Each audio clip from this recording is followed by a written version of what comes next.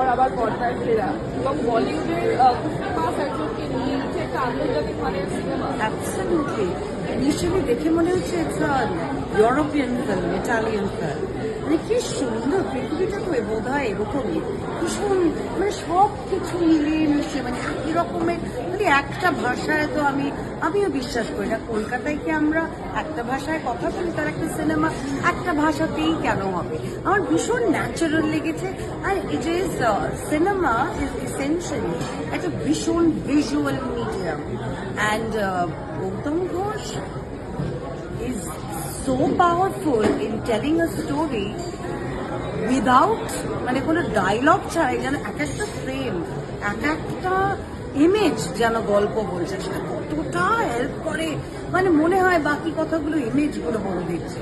এই ছবিটা for instance, কি বাবা, মানে ওই ট্রেনটা যখন উল্টে যাচ্ছে, cut to end what cut points, বিড়ালটা দেখালো, অসাধারণ। অ্যান্ড মাউন্টেন, মানে দারুণ, মানে একদম কেউ বলবো, মানে মনে হচ্ছে সত্যি একটা পরিক্রমা হচ্ছে, যারা পৃথিবী জুড়ে আমরা ঘুরছি। মানে ইটালিয়ান একটা ড্রোন দিয়ে ঢুকলো, একটা সেই একটা মানে অদ্ভুত বিউটিফুল, মানে গ্র্যান্ড মাউন্টেন, একটা বিশাল মাউন্টেন, স্পেকট্যাকুলার দেখতে।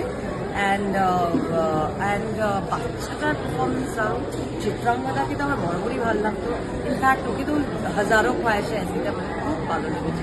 এই যে অনসম্বল একটা, মানে একটা হেক্টোজিনাস মিক্স অফ এভরিথিং, ভাষা, কাস্টিং, গল্পটা একটা নদী নিয়ে, হ্যাঁ, নর্মদা মায়ের মতো, লাস্টের বাচ্চাটার পারফরমেন্স অসাধারণ। অ্যান্ড আরেকটা জিনিস আমি বলতে, জল, গৌতম ঘোষ যেভাবে জল আমাদের দেখিয়েছে, আমি কখনো নিজেও হয়তো ওরকমভাবে আমি জল দেখিনি। এত রকম, এত সুন্দর, এত ভয়ঙ্কর, এত স্নিগ্ধ, এত সুন্দর, এত রকম ভাবে জল। Gautam Ghosh, I don't think anybody can show you water. Water is an element, তাই না? সব থেকে আগুন, জল, নেচারের এগুলো না, জল এত সুন্দরভাবে আমরা আগে বোধ হয় কখনো দেখিনি। আমরা মানে বাঙালি হিসেবে উনি আমাদের একজন, মানে ইজ এ লিভিং লেজেন্ড, আমাদের সকলের গর্ব। So it's a fabulous film. লাস্টে যখন একটা আর্তনাদ করবে বাচ্চাটা, মানে এই ছবিটা আমি বলছি সবার দেখা উচিত, এই ছবিটা দেখে যাবে। It's a visual treat and it's স্পেকট্যাকুলার।